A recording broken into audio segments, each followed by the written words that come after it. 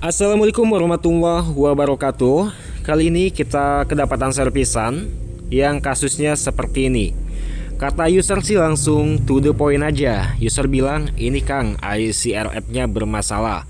Bang, kok bisa tahu sih ini ICRF-nya? Pernah dibawa ke tukang servis, tapi dia maunya ditunggu. Dan tukang servis nggak mau ditunggu. Dan ini ditunggu ya, di tempat gua ditunggu. Dan user ada di belakang gua. Dan ini pun ketika dicas dia itu hanya kedip logo baterai. Kata user sih udah lama, kalau dulu 80% baterai. Kasus awalnya dia restart logo. Dan ini gue sebut aja restart logo ya. Walaupun di sini ketika dicas dia hanya muncul kedip baterai. Itu artinya kita analisa pun juga baterainya sudah drop parah ya. Oke, jadi kita langsung aja eksekusi untuk Redmi Note 9 yang kasus restart ini. Nah, bisa juga menghadapi kasus seperti ini, bisa kasus mati total yang kerusakan pada IC RF-nya. Soalnya banyak kasus kerusakan yang terjadi pada Redmi Note 9 pada IC RF. Kita bisa lihat mesin ini sudah nggak segelan, sudah pernah dibongkar kayaknya. Jadi kita bakalan lihat untuk mesinnya, apakah sudah dioprek atau belum. Kalau kita lihat di bagian atas, itu belum pernah dioprek sama sekali. Jadi kita copot aja untuk fleksibel semuanya. Di sini kita angkat, kita copot dulu untuk kamera, kita copot untuk si switch antena signal, kita copot kamera terlebih dahulu karena terhalangi. Jadi kita bakalan copot untuk semua kamera. Jadi untuk letak si IC RF-nya itu ada di bagian bawah ya. Kita copot terlebih dahulu untuk mesinnya. Nah, jadi di bagian inilah letak si IC RF-nya di bawah kaleng yang ini. Kita copot dulu untuk kameranya semuanya, karena nanti kalau kita mau blower itu bisa meleleh untuk kameranya. Ini dia ya letak dari IC RF yang mau kita eksekusi. Jadi kasus viral banget sih di Redmi Note 9. Kebanyakan kerusakan di IC RF-nya yang bermasalah ketika HP mengalami restart, HP mengalami mati total, ataupun arus ampere kurang seimbang. Ya ini dia IC RF-nya. Gua seperti biasa menggunakan plug dan juga solder di bagian atas untuk memudahkan pada proses pencopotan nanti. Karena kita akan copot kaleng ini dengan menggunakan blower. Kita nggak akan rusak untuk kalengnya ya. Nah, ini tambahkan plug di sekelilingnya biar lebih mudah. Ini kita siapkan blower di setelan panasnya itu 380 dan anginnya itu cukup 1,5 aja. Kita panaskan seperti ini hingga meleleh untuk si timahnya, lalu kita bisa untuk proses pengangkatan si kalengnya. Banyak user bilang, IC kalengnya bang. Nah ini dengan cara mencopot kaleng ataupun rehot tanpa melakukan pergantian biasanya suka bisa langsung down dengan eksekusi rehot. Makanya bilang user IC kalengnya. Nah, nggak menutup kemungkinan juga IC-nya mengalami kerusakan, jadi kita harus ganti. Nah, langkah awal kita kasih garansi yang panjang, kita lakukan rehot terlebih dahulu. Biasanya sih sesuai pengalaman gua, ketika gua mengatasi kasus yang sama seperti ini, kasus restart, mati total, atau ada hal lain, biasa yang terjadi pada RF untuk Redmi Note 9 ini dengan melakukan rehot seperti ini, dia bakalan sembuh di IC RF-nya.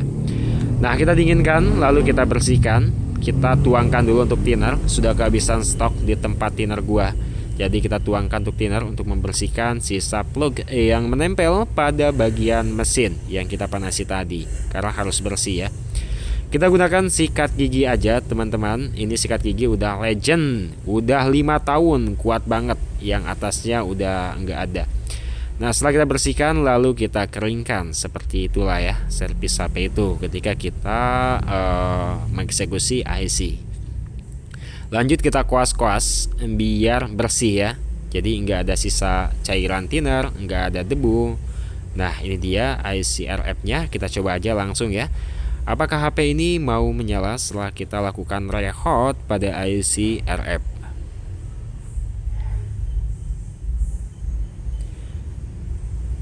Oke, kita coba cas HP ini. Masih sama ya, logo petir berkedip-kedip putih. Ini bisa kita analisa juga bahwa baterainya itu habis. Karena kalau kita tadi tanya ke user bilang pun baterainya itu ada 80% kalau dulu. Jadi HP ini sudah lama enggak dipakai, didiemin aja setelah dulu konfirmasi ke tukang servis mau diservis, dan akhirnya dia nggak jadi servis karena dia keburu keluar kota. Jadi makanya ini rezeki gua ya, datanglah ke tempat servis gua karena dulunya mau servisnya itu tunggu. Ketika gua cas dan gua tunggu selama beberapa menit, ini masih nggak muncul juga. Masih logo petir berkedip-kedip putih, kayak yang nggak ada baterainya ya. Karena kalau kasus restart itu harusnya ada ya baterainya dan bisa melakukan pengecasan, tapi ketika dinyalakan dia tidak bisa menyala walaupun dengan menggunakan bantuan casan. Coba di sini gua ganti dengan menggunakan charger yang 18 watt. Dan ini masih restart logo kedip baterai seperti ini. Oke, jadi kita ke tahap yang kedua. Setelah kita melakukan rehot pada ICRF pada Xiaomi ini, kita copot aja untuk baterainya, dan di sini kita bakal ukur tegangan nilai voltase yang dikeluarkan oleh baterainya. Harusnya 3,7 itu paling minimal dari baterai, dan ini mendapatkan 3,4, artinya kurang 3 volt aja agar HP ini bisa melakukan pengecasan dengan normal. Langkahnya kita kejut dengan menggunakan power supply, di setel di tegangan 12 volt. Nilai positif dan negatif jangan kebalik, awas ya. Tadi kita sudah ukur menggunakan tester. Nah, kita kejut selama 3 kali aja dengan melakukan jeda 5 detik. Setelah kita kejut, kita atur untuk power supply-nya di setelan 4,4 volt. Nah, kita bakal melakukan pengecasan secara manual biar lebih cepat ngangkatnya. Di bagian bawah kita tambahkan tisu aja atau pelapis yang enggak membuat grounding. Nah, ini kita bakal lihat asumsi dari power supply. Dengan 4,4 volt, dia menghasilkan 1,16 ampere. Itu artinya HP ini lowbat banget ya.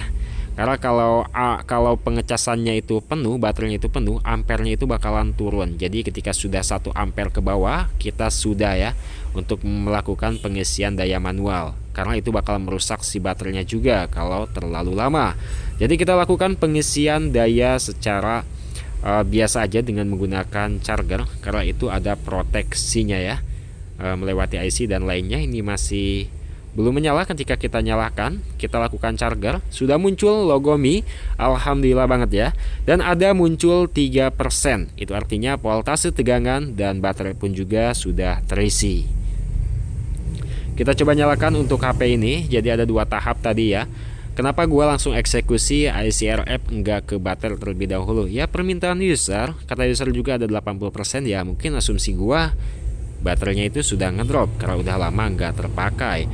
Alhamdulillahnya HP ini masih bisa terselamatkan ya, dan masih bisa menyala. Alhamdulillah rezeki semua orang. Artinya rezeki kalian juga yang nonton apabila menemui kasus seperti ini, inilah caranya. Rezeki gua mendapatkan uang, rezeki yang punya HP mendapatkan HP-nya kembali sembuh dengan normal. Oke, kita lanjut untuk merapikan HP ini kembali. Awas ya, jangan ada yang ketinggalan, karena apapun yang ketinggalan itu bukan hak kita. Untuk kalengnya gua nggak pasang kembali, karena kalau kita pasang kembali gua suka trauma sih ketika ada yang terlalu kepanasan dan menyebabkan IC-nya itu jadi mati. Di bagian bawahnya itu adalah IC CPU, jadi gua nggak pasang kembali. Sorry ya. Nah, di sini kita nyalakan ini tanpa menggunakan charger. Muncul logo Mi dan menyala. Ini baterai sudah 7%. Dan ini kita bakal cek untuk melakukan pengecasan. Iya, menyala ya. Coba kita cek apakah isi daya cepat atau berapa watt. Isi daya cepat aja ya. Jadi HP ini sudah berhasil menyala. Dan apabila kalian menemui kasus ini, lakukan cara seperti ini. Sekian dulu, di like dan di dislike jika kalian suka dan tidak suka. Terima